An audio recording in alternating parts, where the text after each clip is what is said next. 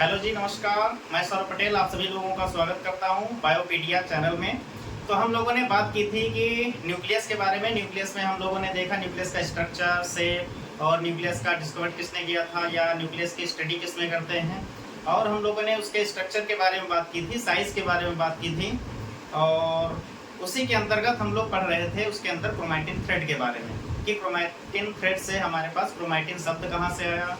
अब आज हम लोग डिस्कस करेंगे, क्योंकि क्रोमैटिन जैसे आप लोगों ने एक स्ट्रक्चर मैंने लास्ट में बताया था कि कुछ इस प्रकार का स्ट्रक्चर किस प्रकार बनता है।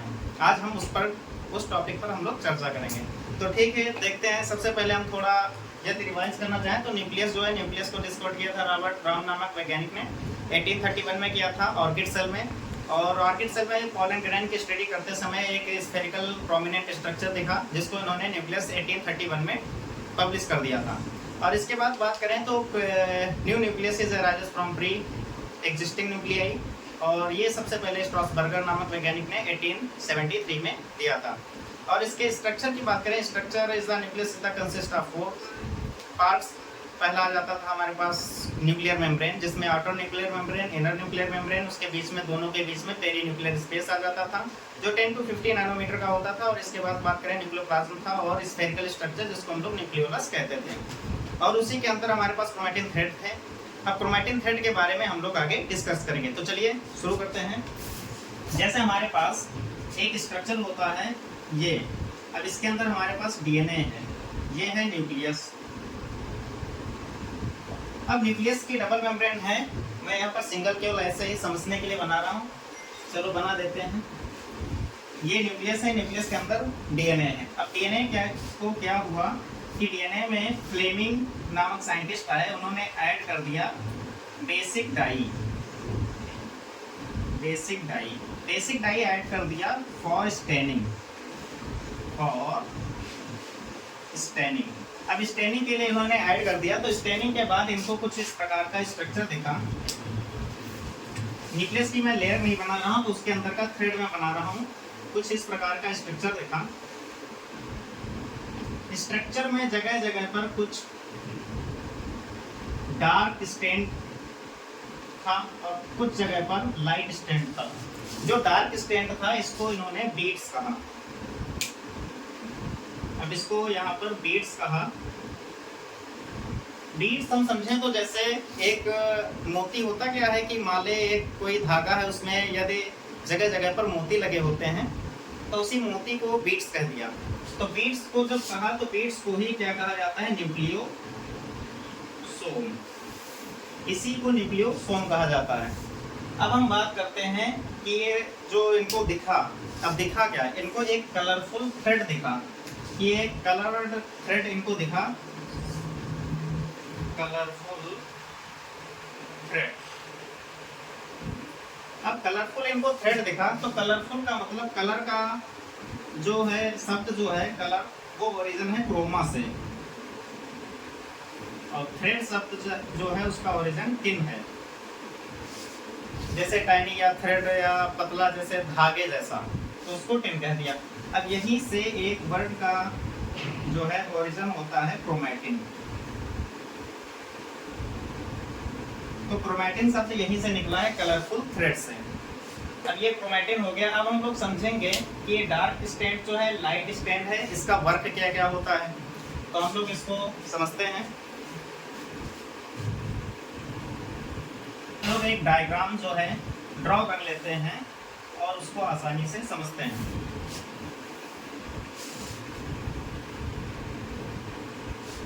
डायग्राम ड्रॉ करने से पहले हम लोग समझते हैं कि डीएनए रैप कैसे होता है। मान लिया कि हमने जैसे बताया था कि वन सेल में या एक न्यूक्लियस में हमारे पास लगभग अप्रॉक्सीमेटली 2.2 मीटर डीएनए होता है। अब एवरेज ह्यूमन बॉडी में हमारे पास सेल्स कितनी होती है, 100 ट्रिलियन। तो 100 ट्रिलियन इंटू 2.2 मीटर की यदि हम मल्टीप्लाई करेंगे तो लगभग approximately 220 trillion metre long DNA in average human body में होता है।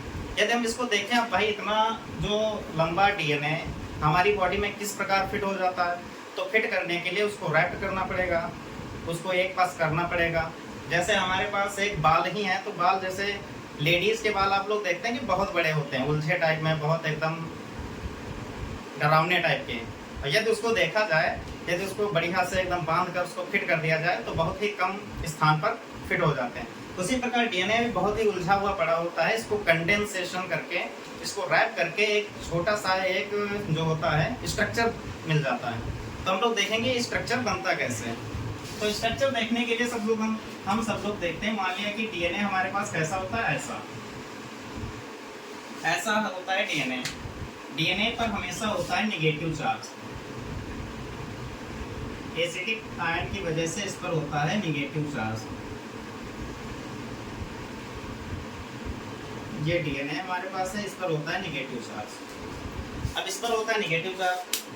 अब ये रैप किस पर होता है? रैप होता है हिस्टोन प्रोटीन। हिस्टोन प्रोटीन का आप लोग नाम सुने होंगे। हिस्टोन प्रोटीन जो होता है कुछ इस प्रकार का होता है। ये हिस्टोन प्रोटीन हो गया। पहले वाले को H2A कहा जाता है, H2B, H3, H4, H3। ये 4 इसके जो होते हैं 8 हिस्टोन मॉलिक्यूल्स होते हैं। 8 हिस्टोन मॉलिक्यूल्स। ये 8 हिस्टोन मॉलिक्यूल्स का बना होता है। 4 दिख रहे हैं, 4 इसके पीछे होते हैं। अब हम बात करें कि इस पर होता है पॉजिटिव चार्ज। इस पर होता है पॉजिटिव चार्ज। और positive charge due to presence of किसकी वजह से होता है? बेसिक अमीनो एसिड से। Basic amino acid. अब इस पर पॉजिटिव चार्ज होता है किस वजह से? बेसिक अमीनो एसिड की वजह से। बेसिक अमीनो एसिड हमारे पास होता है इसमें आर्जिनिन और होता है लाइसिन। तो लाइसिन और आर्जिनिन जो अमीनो एसिड होते हैं इनकी वजह से इस पर होता है पॉजिटिव चार्ज। अब जब इस पर पॉजिटिव चार्ज होता है तो नेगेटिव चार्ज पॉजिटिव चार्ज को अट्रैक्ट करेगा। जब अट्रैक्ट करेगा तो इस पर ये रैप्ट हो जाएगा। अब किस प्रकार रैप्ट होगा हम नेक्स्ट समझते हैं। चलो यहीं पर समझ लेते हैं। कुछ इस प्रकार रैप होगा। मान लिया ये हिस्टोन प्रोटीन एक मेरे पास यहाँ हो गई।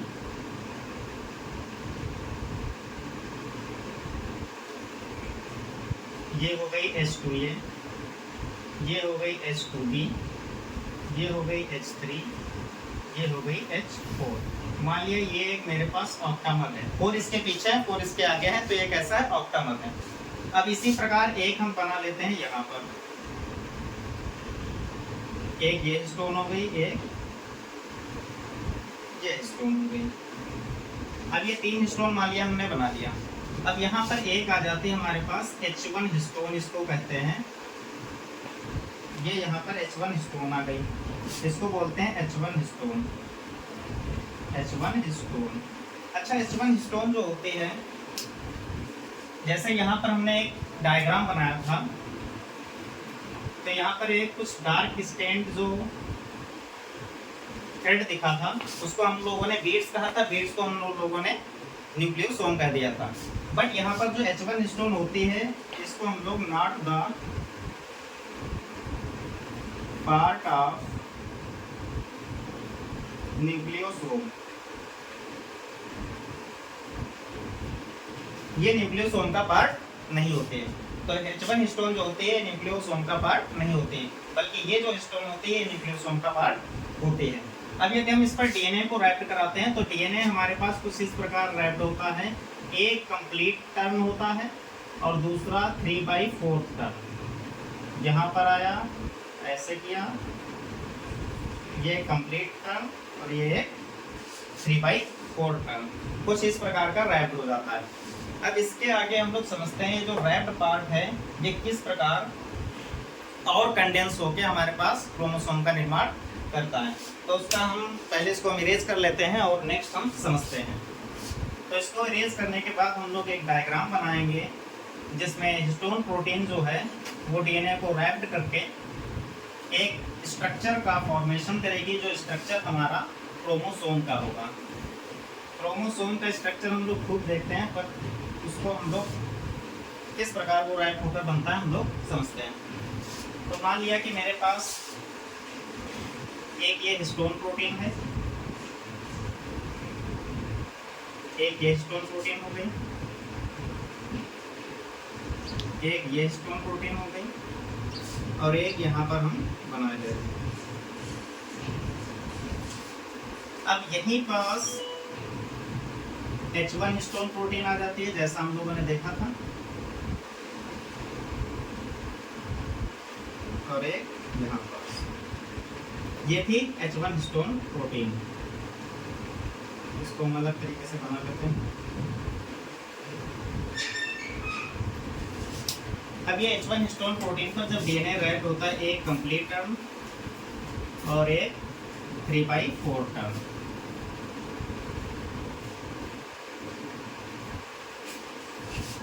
ये हो गया। अब इसमें क्या होता है, एक कंप्लीट टर्म और 3/4 टर्म। अब यहाँ पास मेरे पास एक आ जाती है नॉन हिस्टोन प्रोटीन, जिसको हम लोग कहते हैं स्कैफोल्ड। ये एक स्कैफोल्ड प्रोटीन आ जाती है, ऐसे साइड से आ जाती है इसको रैप्ड कराने के लिए। इसको हम लोग कह देते हैं, ये स्कैफोल्ड प्रोटीन है। इसको डीएनए मत समझना, ये स्कैफोल्ड प्रोटीन है।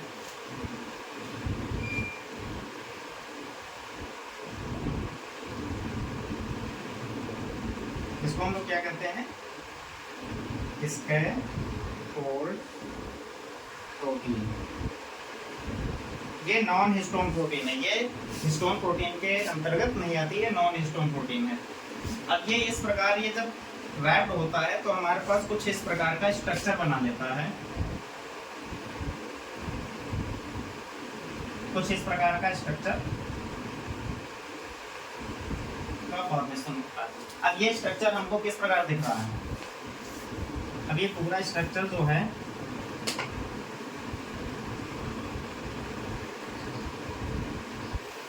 हमारे पास कुछ इस प्रकार का दिख रहा है।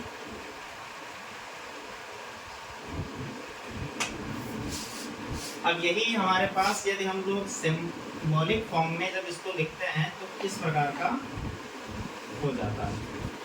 तो हमारे पास डीएनए रैप्ड करने के लिए सबसे पहले हिस्टोन प्रोटीन का ऑक्टामर आया, H1 हिस्टोन आई, यहाँ पास डीएनए जो है रैप्ड हो गया। और डीएनए रैप्ड होता है, मैं लिखे दे रहा हूँ, एक होता है कंप्लीट टर्म हिस्टोन प्रोटीन पर। जब डीएनए रैप्ड होता है तो हमारे पास क्या होता है, 1 कंप्लीट टर्म प्लस 3/4 टर्म, इतना होता है। जैसे एक ये गोला हमने ले लिया, अब इस पर हमको डीएनए रैप्ड कराना है। चलो हम लोग डीएनए को रेड से ही बनाते हैं, नहीं तो कंफ्यूजन हो जाएगा। ये हिस्टोन प्रोटीन मान लिया हो गई। यदि हम इस पर रैप कराएं तो हमारे पास कुछ इस प्रकार डीएनए आएगा, एक ये कंप्लीट टर्म और फिर ये कंप्लीट टर्म होके एक ये 3/4 टर्म। एक ये पूरा कंप्लीट टर्म हो गया, यहाँ से 3/4 टर्म हो गया। तो यहाँ पर 4 टर्म पर ये रैप हो जाता है। अब ये हमारे पास क्रोमोसोम तैयार है। अब इसी को हम लोग क्रोमोसोम नेम यहाँ से दे देते हैं। तो क्रोमोसोम यहाँ पर तैयार है। क्रोमोसोम का यदि हम देखें तो क्रोमोसोम जो होता है सेंट्रोमियर के बेस पर इसको अलग अलग तरीके से देखा जाता है। तो अलग अलग तरीके से यदि हम देखें तो मेटासेंट्रिक, सब मेटासेंट्रिक, एक्ट्रोसेंट्रिक और टीलोसेंट्रिक में ये जो होता है बढ़ जाता है। चलो हम लोग देख लेते हैं उसको भी।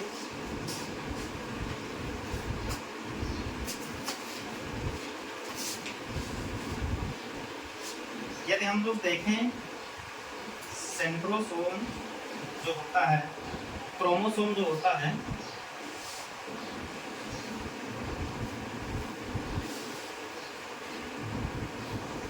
वो साइज के आधार पर क्रोमोसोम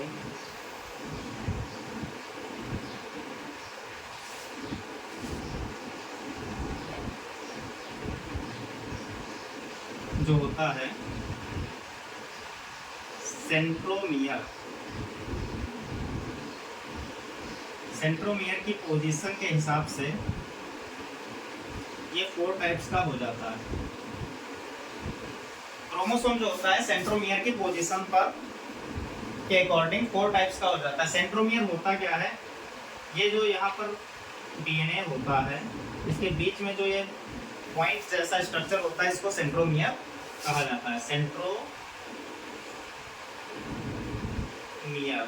अच्छा सेंट्रोमियर इसको कहा जाता है और इसके ऊपर वाली आर्म को क्यू आर्म कहा जाता है। ऊपर वाली आर्म को क्यू आर्म और नीचे वाली आर्म को पी आर्म। जनरली ये जो छोटी होती है तो पी आर्म तभी यूज किया जाता है पेटाइट, पी का मतलब होता है पेटाइट, पेटाइट का मतलब छोटा, तो क्यू आर्म पी आर्म और बीच में जो स्ट्रक्चर होता है इसी को सेंट्रोमियर कहा जाता है। यदि हम देखें इसके 4 टाइप्स तो हमारे पास मान लिया कि ये एक हम डॉट डॉट डॉट लाइन खींच रहे हैं, इसके नीचे भी एक खींच रहे हैं, जितना खींचे तब भी ठीक है समझने के लिए। यदि ये दोनों आर्म बराबर होते हैं, क्यू आर्म पी आर्म दोनों बराबर होते हैं और बीच में ये सेंट्रोमियर, तो इसको कहा जाता है मेटासेंट्रिक। मेटासेंट्रिक।